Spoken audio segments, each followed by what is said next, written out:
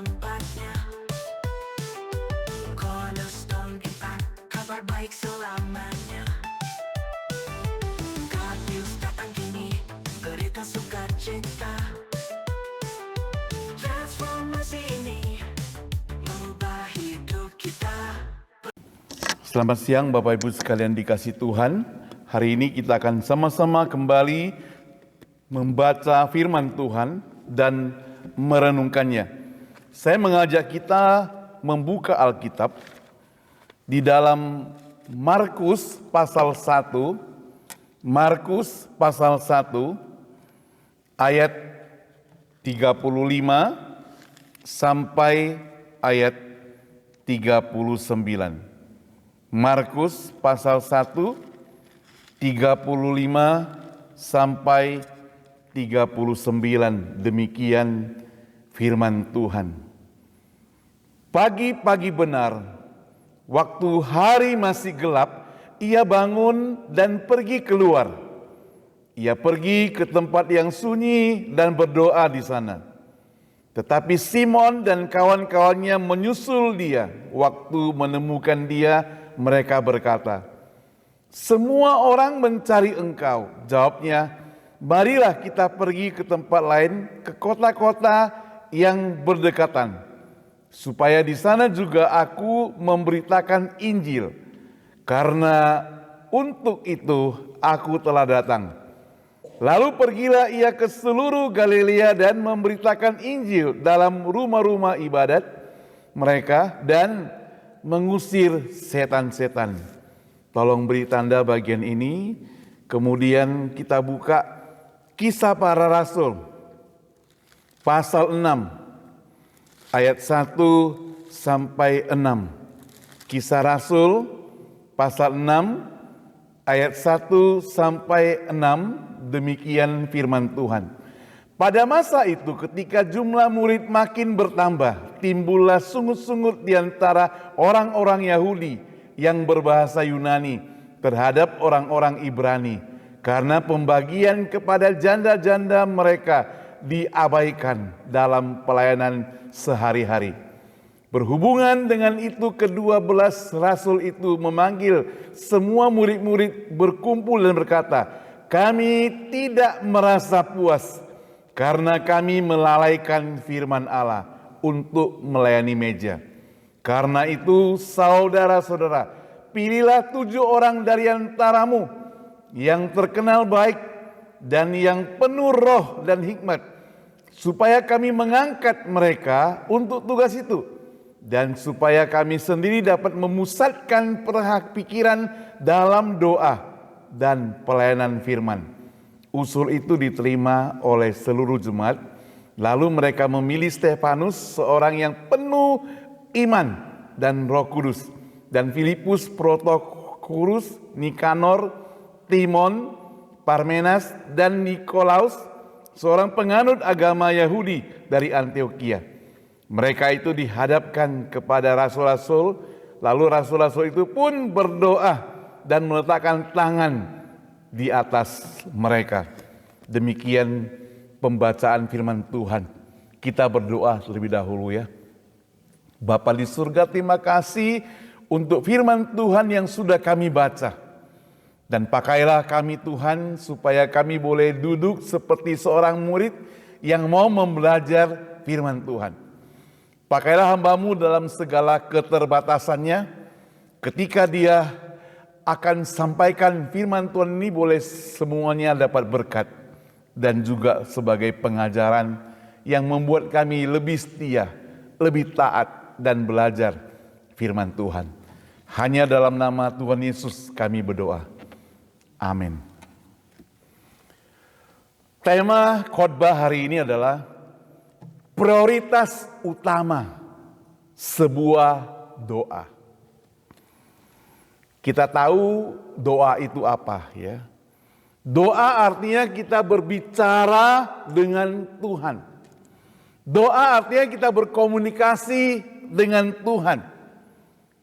Doa tidak harus memakai kata-kata yang muluk-muluk, tapi doa seperti kita begitu biasa bicara dengan teman, bicara dengan orang tua, bicara dengan kakek nenek. Ini sekarang kita mau bicara dengan Tuhan. Bersyukur Yesus mengajarkan doa Bapa kami sehingga dia membuat kita akrab, panggil dia sebagai Bapa. Ya. Nah, seringkali saudara, apa yang menjadi prioritas dalam doa ini kita tentu bertanya-tanya.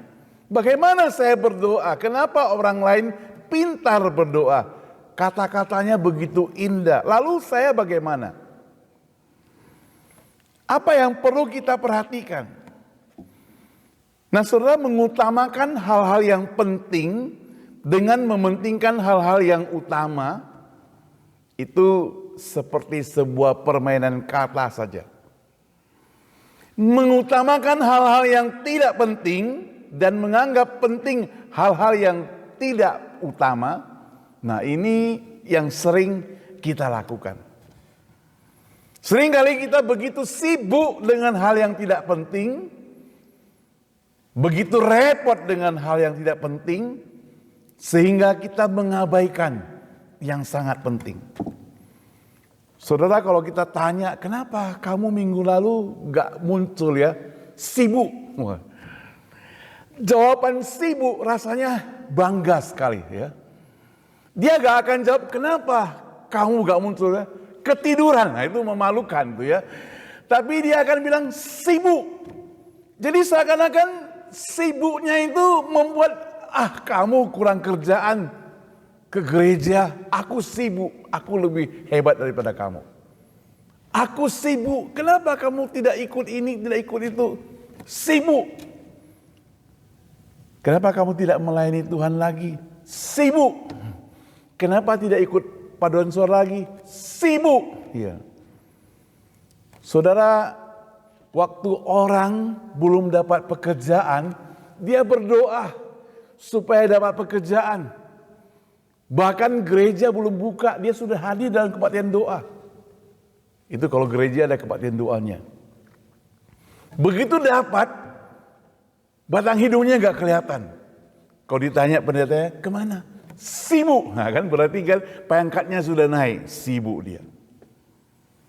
Kalau Tuhan Allah kita itu jahat, dia ambil kesibukan saudara.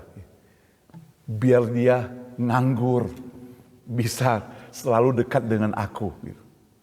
Tuhan kita baik, lu sibuk ya gak apa-apa. Ya udah, biarin dia ya. Itu kata orang Surabaya ya. Nah saudara, pernahkah kita rindu seperti Daud? Waktu Daud berkata, aku merindukan satu kesempatan berdiam diri pagi, siang, malam di pelataran bait Allah. Dulu kita gak usah sebut nama, ada orang yang pernah datang ke gereja kita, lalu ada satu masa dia begitu sering datang, hari biasa juga datang, parkir mobil di luar. Kita pikir, wah rajin sekali, ternyata dia mau pakai internet di sini gitu ya. Orangnya sudah gak ada, bukan di sini, sudah gak ada di sini gitu. Dia mau pakai internet, jadi dia parkir di luar. Nah saudara yang saya kasih Tuhan, beda dengan Daud kan. Daud kan dikatakan, aku rindu datang ke pelataran rumah Tuhan. Rindu, dia katakan, aku rindu diam di pelataran rumah Tuhan. Saudara, semakin memasuki zaman modern, maka manusia itu semakin disibukkan dengan teknologi. Sadar atau tidak sadar, kita semua harus minta maaf, minta ampun kepada Tuhan, supaya Tuhan yang baik itu mengampuni kita lah. Dulu kalau kita bangun pagi-pagi, ya, maka kita ambil waktu baca Alkitab, berdoa dan sebagainya. Tadi kita ada bagi renungan harian, nanti bisa diambil untuk berdoa, ya. Tapi belakangan zaman modern bukan lagi ambil Alkitab, bahkan Alkitab mungkin sudah dibuang karena dianggap gak dipakai lagi, bisa pakai HP. Dengan berdali baca Alkitab sebenarnya, tapi yang dilihat itu adalah HP-nya misalnya. Saudara, hubungan antar manusia itu menjadi renggang. Dengan Tuhan juga menjadi renggang. Saudara yang saya kasih Tuhan, itu sebabnya kita mesti kembali kepada apa yang Yesus lakukan. Ya, apa yang Yesus lakukan. Karena Dia adalah patron, Dia adalah contoh, Dia adalah yang perlu kita teladani. Kesibukan membuat kita kurang mesra dengan Tuhan. Dan kemesraan dengan Tuhan menjadi terganggu. Saudara yang dikasih Tuhan, kalau kita perhatikan di dalam Kisah Para Rasul 6 tadi, sudah kami pelajari di Bible Study, walaupun hanya kulit-kulitnya. Di situ penulisnya bernama Lukas, dia menceritakan karena jemaat Tuhan bertambah besar dan makin banyak, maka para rasul itu makin sibuk. Bagus gak bertambah banyak? Puji Tuhan, bertambah banyak, makin sibuk. Termasuk mereka melayani berbagai macam, ada jasmani, sandang pangan dan sebagainya. Dan rasul tugasnya sebenarnya melayani firman Tuhan dan berdoa. Karena orang bertambah banyak, maka bisa timbul perselisihan. Kenapa? Karena ada yang merasa tidak adil, para janda merasa kurang diperhatikan. Ditambah lagi para rasul merasa terganggu karena banyak waktunya yang mestinya dipakai untuk berdoa sekarang berkurang. Waktu pelayanannya jadi berkurang. Maka dikatakan mereka tidak puas karena waktu untuk melayani atau waktu yang mestinya untuk firman Tuhan telah dilalaikan untuk melayani meja. Seakan-akan dia sudah mementingkan makanan sehingga lupa akan firman Tuhan. Dia lebih ambil waktu untuk menyediakan makanan daripada menyediakan firman Tuhan, berdoa misalnya di sini katakan. Jadi rasul itu merasa terlalaikan. Itu berarti firman Tuhan mesti dia mau satukan, makanya dia pilih orang-orang untuk jadi asistennya gitu ya. Ada 7 orang. Kita baca jelas di situ ya. Saudara, doa tidak melihat kondisi. Ya. Artinya di mana saja, kapan saja, waktu pagi, siang, malam kita bisa berdoa. Itu sebabnya maka rasul-rasul itu merasa semuanya terhalang. Kondisi ini tidak baik. Maka mereka mau memperbaikinya. Nah, hari ini kita akan melihat apa yang menjadi prioritas utama yang diajarkan melalui Alkitab dalam hal doa ini. Kita tahu doa begitu penting, tapi seringkali kita nomor 2-kan, nomor 3-kan, atau mungkin nomor terakhirkan. Supaya kita kembali normal, mesti kita memberikan prioritas yang benar. dalam hal berdoa. Kita akan cepat melihat ada 4 hal yang utama. Yang pertama saya catat, berdoa dengan iman. Sesibuk apapun saudara, seperti yang Yesus contohkan, ia tetap memberikan prioritas bangun pagi-pagi. Bagaimana kita tahu dia bangun pagi-pagi? Alkitab mencatat tadi di Markus, karena masih gelap. Waktu saya renungkan ini saudara, aduh, enak sih tinggal di San Francisco ya. Udaranya sejuk, dingin. Jam 4 pagi dengan suasana masih gelap-gelap begitu, kayaknya selimut itu gak bisa tinggalkan kita gitu ya. Dan kita gak mau tinggalkan selimut itu. Walaupun di rumah gak pasang AC. Kita masih butuh selimut. Mata mungkin masih susah buka. Menguap keluar terus. Gitu. Waker sudah bunyi jam 4. Matikan lagi, geser ke jam 5. Bunyi lagi jam 5, geser lagi ke jam 6. Matahari belum muncul, ya. Tapi beda dengan Yesus. Pagi-pagi benar dikatakan masih gelap. Masih gelap menunjukkan memang itu pagi. Saat yang nyenyak, saat yang sepi. Ia sudah berbangun, bukan baring-baring tempat tidur, bukan. Bukan mengecek pesan-pesan dari teman-teman, bukan. Dia sudah bangun, tidak masih golek-golek istilah apa dia? Golek-golek tempat tidur, enggak. Tapi Alkitab mencatat dia bangun dan apa? Ia keluar.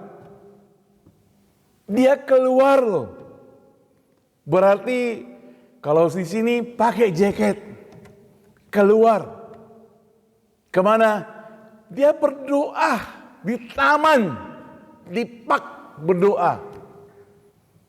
Saya terus pikirkan San Francisco, Colma, masih banyak itu masih banyak embun, ya. Gak kelihatan jalan jam 4 pagi. San Francisco, waduh, lapangannya masih seperti di atasnya ada es. Dingin. Tapi dia keluar. Dia pergi berdoa. Itu kemanusiaan Yesus yang Yesus lakukan sebagai contoh. Bagaimana kita menghadapi ini? Saya jadi terpikir, untuk menghadapi ini maka kita perlu iman. Cara berjuangnya adalah kita harus melawan diri sendiri. Melawan kemauan sendiri. Melawan kesenangan sendiri. Istilah yang disebut keluar dari comfort zone itu. Rasa nyaman itu. Ke tempat yang gelap, masih gelap. Ke tempat yang dingin. Kemudian berdoa. Bersyukur aja tinggal di Amerika nyamuk gak ada gitu. Agak bergumul kalau kita tinggal di tempat yang banyak nyamuk, gelap nyamuk lagi. Aduh, pasti alasannya tambah ya. Makin berkurang semangat untuk keluar, bukan? Tapi harus dilawan. Yesus justru ambil kesempatan untuk berdoa karena bagi Yesus berdoa itu sama bertemu dengan Bapa, bertemu dengan Tuhan, dan itu perlu diutamakan. Supaya apa? Diajarin supaya apa? Supaya hubungan kita intim, erat. Ya. Saudara, berdoa dengan iman itu berarti kita percaya sepenuhnya. Yakin bahwa Allah itu mendengar. Pertama, yakin bahwa Allah itu menjawab. Soal dikabulkan masih nomor 2. Karena tidak semua doa kita itu dikabulkan. Anak kita minta sesuatu pada kita saja, belum tentu semuanya dikabulkan. Tapi kita dengar. Belum dikabulkan bisa, kita dengar. Dan kalau kita berikan, berarti kita berikan yang paling baik. Sama dengan Allah Bapa. Ketika kita berdoa, Dia belum kabulkan, tapi Dia dengar. Kita yakin dengan iman Dia dengar. Kita yakin dengan iman Dia pasti akan menjawabnya. Allah kita tidak bisu, Dia akan menjawabnya. Soal mengabulkan, ya perlu sabar. Sekali lagi Yesus mengajarkan begitu penting berdoa dengan iman, maka dikatakan jikalau ada sebesar biji sesawi saja, kita katakan gunung pindah, gunung itu akan pindah. Luar biasa sekali. Jadi jika kita mau berdoa, haruslah iman, kepercayaan penuh. Kalau kita tidak percaya kepada Tuhan Yesus, perlu percaya dulu. Makanya orang yang tidak percaya kepada Tuhan Yesus, dia tidak akan bisa berdoa. Mau doa ke siapa? Orang dia gak percaya. Harus ada nama Yesus. Itu ciri khas doa orang Kristen. Dan ditutup di dalam nama Tuhan Yesus atau melalui nama Tuhan Yesus. Waktu hadir di upacara 17 Agustus di KJRI kemarin, lumayan acara bagus, ya, ada makanan juga. Tapi yang saya kecewa adalah doa. Ada doa untuk agama lain ada, ya, ada Hindu, ada yang Islam, Katolik, Kristen. Kita agak urus agama yang lain lah. Tapi giliran agama Kristen dan Katolik, terutama Kristen berdoa, gak ada disebut Bapa, gak ada disebut Yesus, gak ada. Entah siapa yang bikinkan doa itu gitu. Entah siapa yang nulis. Padahal pendeta banyak loh di situ, banyak pendeta. Dan itu sudah berlangsung bertahun-tahun. Saya dan Ibu Susan pernah tanya satu orang yang kira-kira 2-3 tahun lalu. Kenapa kalian doa gak sebut nama Yesus? Kalau gak sebut nama Yesus dan menutup dengan Yesus, ngapain harus mewakili orang Kristen? Doa aja secara umum. Sama aja begitu. Ngapain? Kita belum tanya, ya. Nanti kalau sempat saya mau WA Pak Konjen lah, tanya dia, siapa yang buat doa itu? Biarlah serahkan kepada Cornerstone yang desain doa mereka gitu, untuk 17 Agustus tahun depan. Saudara yang saya kasih Tuhan, tutup di dalam nama Tuhan Yesus. Atau atas nama Tuhan Yesus, Juru Selamat kita. Kayak stempel begitu gitu. Itu pendeta dosen kami ajarkan. Atas nama Tuhan Yesus sebagai Juru Selamat. Amin. Stempel gitu. Baru sah gitu ya, betul. Kalau hidup dalam perjanjian lama beda lagi. Perjanjian lama kita gak bisa doa kepada Tuhan Yesus. Kepada Tuhan gak bisa sendiri. Harus datang ke imam besar, imam. Dia yang wakilkan kita berdoa gitu. Makanya ada korban-korban persembahan dibawa, mewakilkan kita doa. Tapi sekarang kita bisa langsung berdoa dengan iman kita. Yang kedua, saudara, kalau tadi yang pertama berdoa dengan iman, yang kedua berdoa sesuai dengan kehendak Allah. Saudara, doa mesti selaras sesuai dengan kehendak Allah. Apa itu kehendak Allah? Kehendak Allah itu apa yang Allah senang, suka gitu. Ingat, doa itu berbicara dengan Allah tadi dikatakan. Membuat kita akrab intim, kenal, bersahabat dengan Allah. Seorang sahabat yang mengaku saling kenal, dia mesti tahu sedikit banyak latar belakang orang itu. Oh, dia gak suka makan jengkol. Ya. Jadi kalau saya beli jengkol, saya gak akan kasih dia. Kalau saya kasih dia itu berarti bikin dia emosi begitu ya.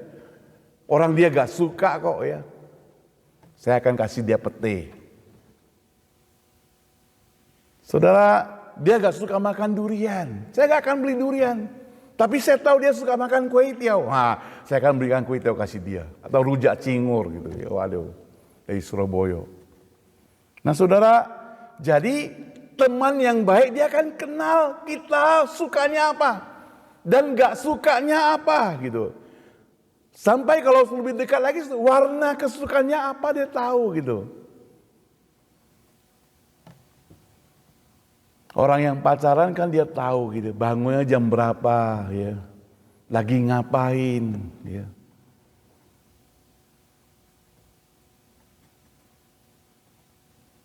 Bagaimana kita bisa dekat dengan Allah kalau kita tidak selalu berbicara dengan Dia?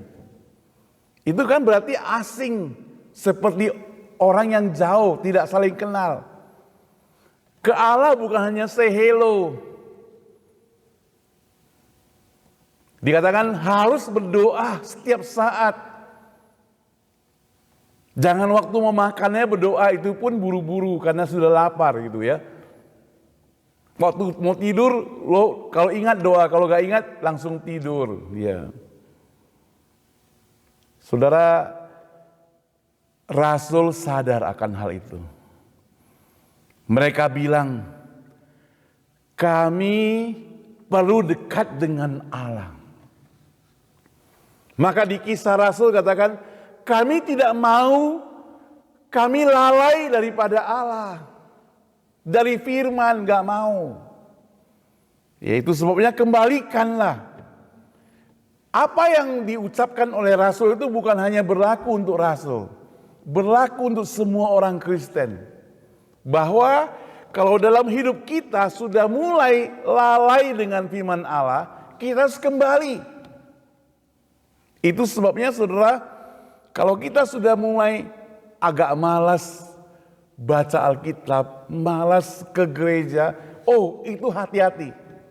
Iblis paling suka, dia tawarin yang paling enak. Sudah pasti iblis akan mendesain yang paling bagus acara untuk kita. Lebih enak daripada acara gereja. Ya. Saudara yang dikasih Tuhan, di sini mengingatkan pada kita supaya mengetahui kehendak Allah, maka kita perlu dekat dengan Dia. Kita perlu akrab dengan Dia. Kita perlu mengenal Dia. Karena Dia Allah yang baik, Dia Allah yang mencintai kita, Allah yang mengasihi kita. Nah, kalau kita sudah sampai mengetahui sampai kehendak Allah, itu berarti kalau doa kita yang kita panjatkan tidak dikabulkan, gak apa-apa. Sakit berdoa tidak sembuh, ya gak apa-apa. Jangan gara-gara kita sakit, gara-gara kita dompetnya jadi tipis, kita tinggalkan Tuhan, bukan begitu. Karena kita tahu kenal dengan Allah kita, Dia adalah Allah yang paling baik, tidak pernah menyakiti kita gitu. Dia tidak pernah mendesain hal-hal yang akan menghancurkan kita. Di ayat kedua di sini Rasul Paulus berkata, kami tidak merasa puas karena melalaikan firman Allah untuk melayani meja. Saya kembali lagi, artinya prioritas untuk Tuhan menempatkannya itu sebagai urutan pertama. Jadi dalam hidup kita tidak boleh ada urutan lain selain Tuhan sebagai urutan yang pertama, itu sebagai orang percaya. Dan itu berlaku bagi semua orang. Berlaku bagi orang yang sudah percaya kepada Tuhan Yesus sebagai juru selamat. Dengan demikian maka segenap pikiran, segenap jiwa, kekuatan, semuanya harus begitu ketat dipergunakan, begitu erat dipergunakan untuk mengenal Allah kita, sehingga kita benar-benar memahami apa yang Allah inginkan. 1 Yohanes 5:14 mencatat, dan inilah kebenaran kita kepadanya, yaitu bahwa Ia mengabulkan doa kita jikalau kita meminta sesuatu kepadanya menurut kehendaknya.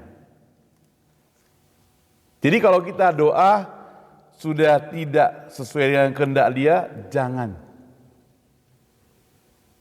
jangan doa demikian. Kehendak Allah itu harga mati. Ingkrah istilah orang hukum gitu ya. Gak bisa diubah-ubah. Pasti itu sudah putusan terakhir. Kehendak Allah seperti ketok palu, keputusan terakhir kehendak Allah. Dan itu yang terbaik. Keputusan hukum belum tentu terbaik. Kemarin Indonesia, tepatnya tanggal 18 Agustus ya, atau berapa itu, ada unjuk rasa besar-besaran. Karena apa?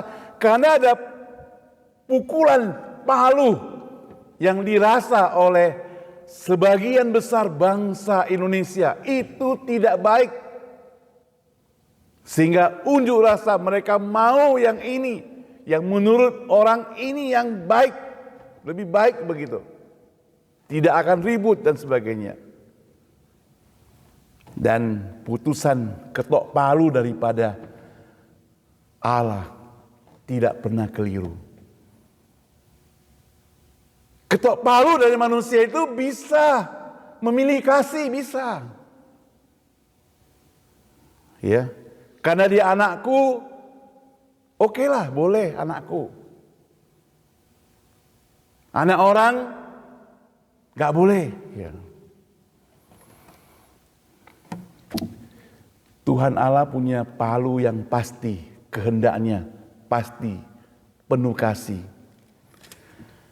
Yang ketiga, kalau tadi perlu iman, kedua perlu mengetahui kehendaknya, maka yang ketiga perlu dengan kerendahan hati. Nah, kerendahan hati itu modal yang paling penting bagi kita sebagai anak Tuhan. Bukan arogan, bukan sombong. Oleh sebab itu seorang yang hendak berdoa, dia mesti hatinya beres dulu. Dalam keadaan marah, dalam keadaan emosi, punya dendam, punya masalah yang pahit dan sebagainya, doanya bisa salah.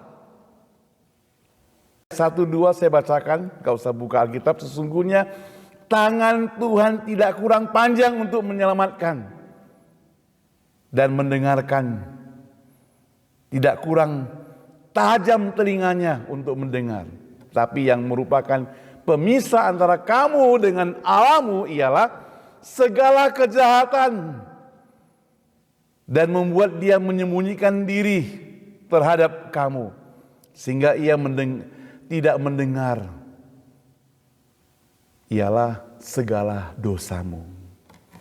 Hanya orang yang rendah hati, yang bisa bersyukur, yang tidak menyimpan dendam, yang boleh berdoa. Saudara bayangkan, kalau orang sedang menyimpan dendam. Saya pernah lihat di dalam video internet YouTube, ya, bukan orang Kristen sih ya.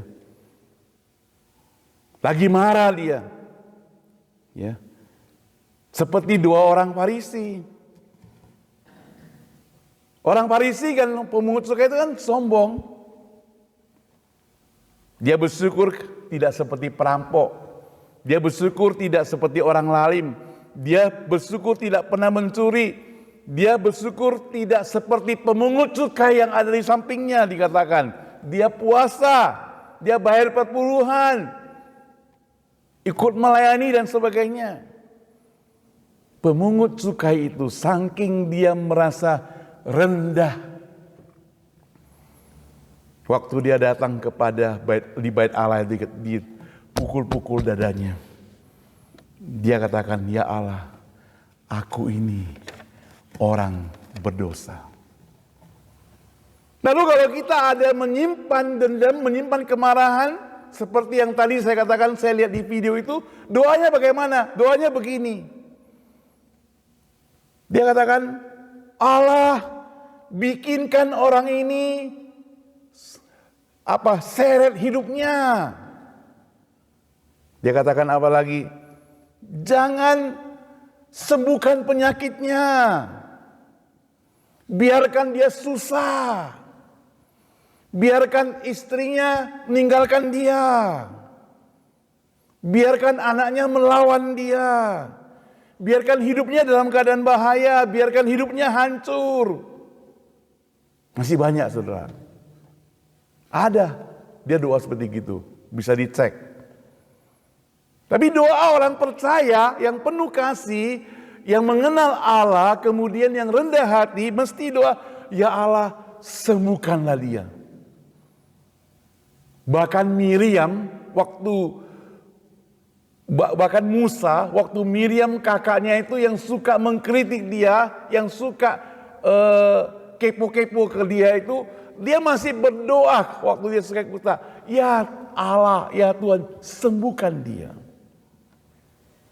Itu doa orang percaya.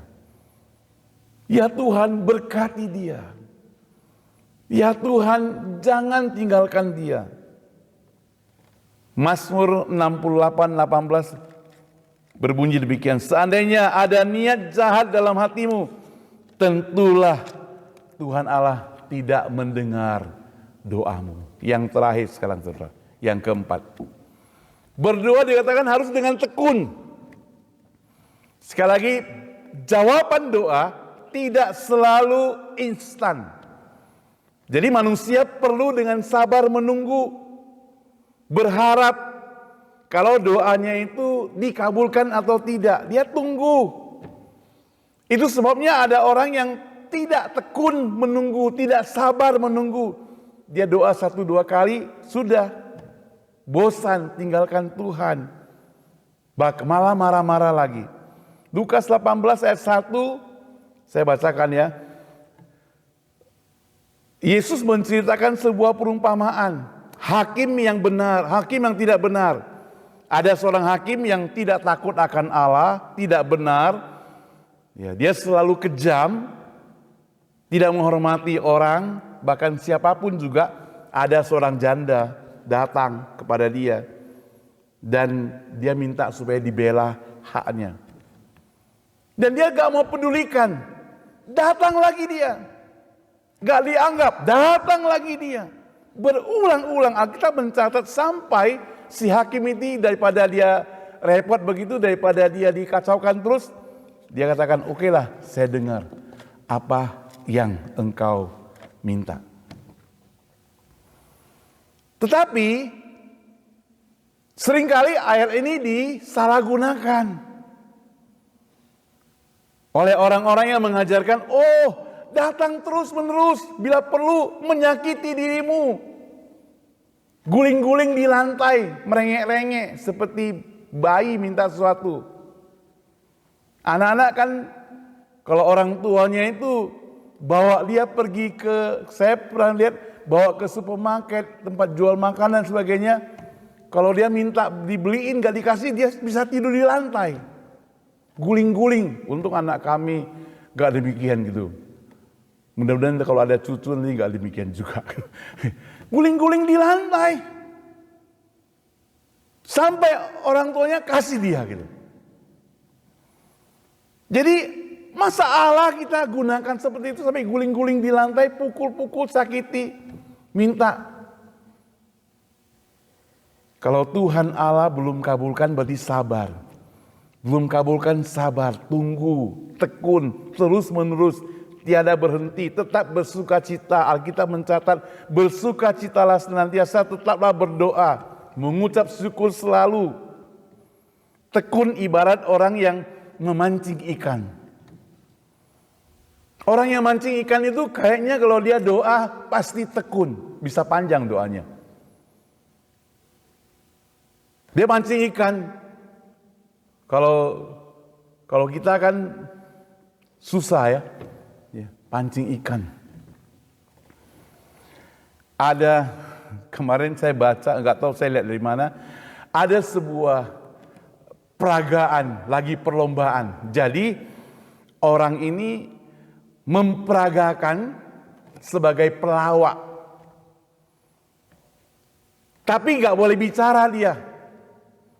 Jadi dia peragakan, dia dapat tugas peragakan, dia peragakan ini perlombaan, dia peragakan orang pancing ikan.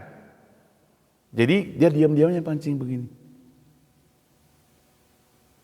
Gerak-gerak begini, dia ikuti saja. Sampai dia kebelet mau pipis, dia begini-gini. Pelan-pelan pakai tangan buka celananya, dia peragakan. Pelan-pelan jongkok, iya. Pelan-pelan buang air, tak air kecil atau besar, naik lagi. Lalu dia lap, ambil tisu lap. Lalu tiba-tiba pancingnya ketarik. Cepat-cepat dia tarik, tapi dia lupa. Tisunya dia taruh di mulut tuh ya. Ya itu hanya pelawak gitu. Artinya apa? Dia begitu tekun, begitu serius. Ya. Serius orang yang pancing, orang yang benar pancing serius sekali. Takut kalau ikannya hilang. Demikian juga kita berdoa. Takut kalau berita yang kita sampaikan itu melenceng, hilang. Sampaikan pada Tuhan, sungguh-sungguh. Tidak jemu-jemu. Dan tidak pernah bosan. Apa yang bisa kita pelajari? Kalau hari ini kita berdoa dan Tuhan belum kabulkan, jangan pernah berhenti. Fokus kita kenal dulu Tuhan kita. Dia tidak pernah jahat pada kita. Dan dia akan berikan yang terbaik sesuai dengan kehendak dia. Kita berdoa. Bapa di surga, terima kasih untuk hari ini. Kami boleh belajar firman Tuhan tentang doa. Ajar kami Tuhan. Supaya kami setia datang kepadamu, mengenal Engkau, bersyukur kepadamu, dan kami mau berdoa. Supaya ketika kami datang kepadamu bukan hanya meminta-minta, tapi kami juga selalu bersyukur kepadamu Tuhan. Mengagungkan namamu, memuliakan namamu. Pakailah setiap kami menjadi pendoa-pendoa yang setia. Pendoa-pendoa yang tidak pernah berhenti. Dalam nama Tuhan Yesus kami berdoa. Amin. Untuk kasih sayangmu, anugerahmu berlimpah dalam hidupku. Pemeliharaanmu nyata, perlindungan yang tiada henti. Kau selalu ada di setiap langkahku. Kau beri kesempatan untuk balas kasih-Mu. Terimalah persembahanku dengan hati tulus. Saat ku lemah dan jatuh, Kau hadir baru, menguatkan rohku dalam gelap terang-Mu. Kasih yang tak berujung, selalu setia mendampingi di setiap jalan yang ku tempuh. Tuhan, ku kan selalu memuji.